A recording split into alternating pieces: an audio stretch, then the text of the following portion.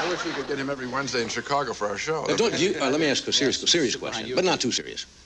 Don't you think it's more difficult to review a comedy than it is a so-called dramatic Yes, picture? sir. Not really, because... So wait a minute, hold it. Wait a minute. You got a yes. Start with the yes. I think it would be easier. No, because the fact is, you sit there and either you laugh or you don't, and if you laughed, it was funny. Well, but With a that's drama, relative. you have to decide what you think about it on a slightly higher plane. What it means, whether it's successful, whether it makes a statement. Comedy, it seems to me, is inarguable. If you laughed, you liked it. Yes, but that's only That's very... why- No, what I'm saying is Kind of comedy the would be audience more that your difficult. monologue is kind of like us in the No. screening. No, what I'm trying to say. Let me just hold it, you guys. I always answer him. You don't answer him. Which one of you guys is the ventriloquist? The point I'm trying to make, comedy is so relative because from your personal life, things are sad. If you have a scene, somebody is sick, everybody's going to react pretty much to that scene the You same got to be way. demented not to. But if you tell a joke, you're going to have 500 people in the audience who perceive it from different points of view. Half of them may think it's funny, 25% say it's mildly funny, 25 don't get it. So that's why I say comedy is a very personal...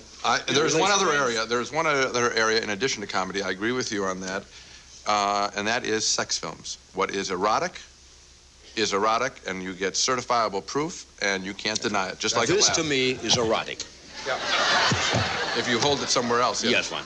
No, that's true. That's all in the brain. You know, it's a strange thing because Monday night, or Tuesday night, Gene and I were both in New York to see the new Eddie Murphy picture called The Golden Child.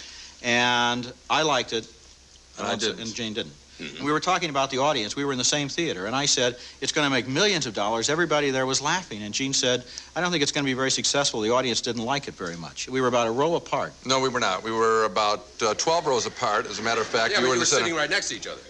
Oh, he's not that big. When you review...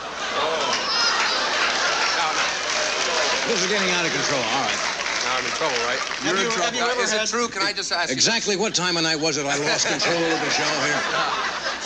Eddie's picture, whether it's good or bad, according to critics, it's going to go through the roof anyway. It's got Eddie Murphy in it. I think it will do very, very well. We have a bet that it will make $100 million before April the 1st. I bet $5. He says unfortunately, my picture came out at the same time. So. We didn't bet on it. What was the name of that film, by the way? I know I saw it yesterday. That was the one Amigo. Actually, there is a comedy coming out. I'll be in my Winnebago outside. Why don't you guys... Oh, hi. Hi, how are you? When you review a comedy, Yes. would you rather be in an audience full of people? If I have my brother? Or sitting at home watching it just by yourself? Isn't it more difficult? If it's funny, I'd rather be with an audience. However, Woody Allen once insisted that Roger and I and other critics, I believe, see Bananas, arguably one of his very funniest films, alone. Because he was so confident, I believe, of that film's humor that if we got laughing alone, that we would know just how funny it was, because it is tough to laugh alone. Sure. And I did laugh alone, and it is funny. The suck out the poison scene with the snake and the woman is funny, whether you're alone or with 1 million people. All right, now the scene you just saw in The Three Amigos. Yes. I thought it was funny. Now, you may not think it was funny. How do you feel about it? I thought that was funny. I thought there were large chunks of the picture that were The not. Randy Newman songs were very funny. What did you think? What did you think of the Crazy Bird Call trying to get their attention? I think I got the idea right away, a little more quickly than... Well, I think that's the idea, yeah. But I mean, I got the idea that he was going on too long. Yeah. Right away. So that I felt that he went too far. See? When are your next picture coming out?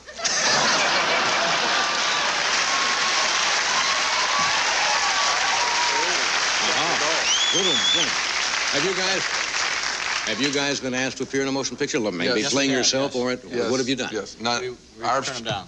Why not? Our place is in the seats, not on the screen. We've even been asked to do commercials, and we will not do commercials. Certain film critics do commercials. Do you think it We don't. jeopardizes your If we credibility? can be bought by a product, people might think we can be bought by a movie or by an actor who might want to hand me $100 while I'm thinking.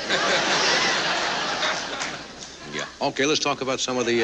Actually, there is a funnier film out now than either Eddie Murphy, coming out now, either than Eddie Murphy's film or Mr. Chase's film, and that is Little Shop of Horrors, which is a wonderful musical, and that's one of the Christmas films that I'd like to recommend. Steve's in that. Steve is in Steve and He's very, very funny in it. He plays the dentist. A demented Elvis dentist, and he's hysterical. Rick Moranis, it's the play that's in Broadway, based on a movie, and it is funny and a good musical. What's going to be big for the holidays? Well, already Heartbreak Ridge is huge. Yeah. Eastwood in action. Did you like it? Not that much. I liked it. No, you see. Let me ask you something. Do you guys just disagree because it makes good, No. pro and con? No, see, we just agreed. No. We probably agree about three-quarters of the time. Why didn't you like Heartbreak Ridge? I did like Heartbreak Why Ridge. didn't you like it? I just felt that it was a little bit recycled out of the Dirty Dozen. A little bit from the territory was very familiar to me. It moved. I know what Roger's talking about with the bird call thing. Yeah. When we get the joke, we want to move on. You have a sense of timing. You know when something's being belabored. As a result, I felt that the Eastwood belabored the joke of getting the recruits together, and then when he went to Grenada, at the end of the picture, it was a letdown. I thought it had tremendous energy. I think that Eastwood knew that it was coming out of this tradition of the old guy trying to train the recruits, and that he was playing against that. He was going against that, and so it wasn't predictable. Apparently the Marine Corps was I not also too liked the happy with language. Yeah, the Marines didn't like it because everybody in it talked like a Marine. That's the strangest thing I ever heard of. They're nuts. First of all, The Last Detail is a film that has even more obscenities and is one of the funniest comedy. There's another conversation going on. Yeah, here. apparently there is. That Last Detail with Jack Nicholson is one of the great films, and the Navy protested that, and it's wonderful. Because of the language. The language is so funny, it's so extreme that it becomes humorous. Yeah. They want you to think that the service is all like Top Gun. You know, you get to drive the big airplanes and real nice. meet I think Shelley the LA McNichols. Times did a survey and asked Marines recently about that film, and they found that it was actually quite realistic in some of its depictions, including the shooting in the back sequence. Yeah, I hate to ask you to pick a dog because it's not fair sometimes for the people who make the movies. But is there something out there that is really so bad? Roger, he was the one who asked you if you made a movie. You go first. I can't really recommend Three Amigos. Are you talking about Christmas pictures? Yeah. It's the Christmas picture I like the least. This is the happy hour. Yes. This is Well, I asked you to express it. I asked you to because express Chevy it. Chase has made a lot of good movies, and God willing, he will make a lot more good movies in the future. With your help. Yes, well, Yes, with your help. You certainly gave this one a boost. I wish we had been on before Chevy and then had gone home. See, I didn't know what you were going to say, so I wouldn't, I don't think I'd ask you if I knew you were going to say that. I didn't know what to say when you asked me that Well, question. you I should have honest. said Taipan. No, you That's were- what I you should have were- said. That's not for honest. Christmas, though. It's true, but I could have lied. All right, now let me ask you another question. We're not uncomfortable saying in front of somebody. Do you think it makes a hill of beans difference, whatever you guys say about any movie, whether it's successful or not? The less people know about the film, if it has big stars like Steve Martin and Chevy Chase, they are going to open up big. Mm-hmm. And they have a great ad campaign. They have a great ad campaign. The funniest... Well, you didn't answer my question.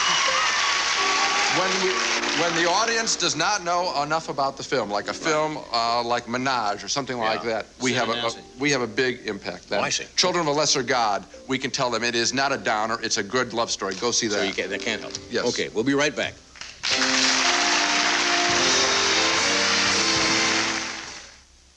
Very interesting show tonight. Now, you guys go back to Chicago now? That's right. As soon as we can. Well, Chevy will see you to the train or a plane or however. I'll be in Vegas now. This is it. Films are out. Anyway, Gene, Roger, thanks for being here. Our pleasure. Chevy, thank you. Three Amigos is opening around the country, right? Yes, opening tonight, as a matter of fact, Friday night, and it should open big, we hope. Good luck. Okay. Okay, anyway, have a nice week. We'll see you. Steve Martin will be here. Magician Joseph Gabriel and a lot of other people we're trying to contact. What? Oh, the long one. Oh, there's Bob Hope and Jane Fonda and Ed Koch, Amy Grant, Fanny Petty, a lot of people. Next, Michael Talbot and Sandra Santiago host Friday Night Videos.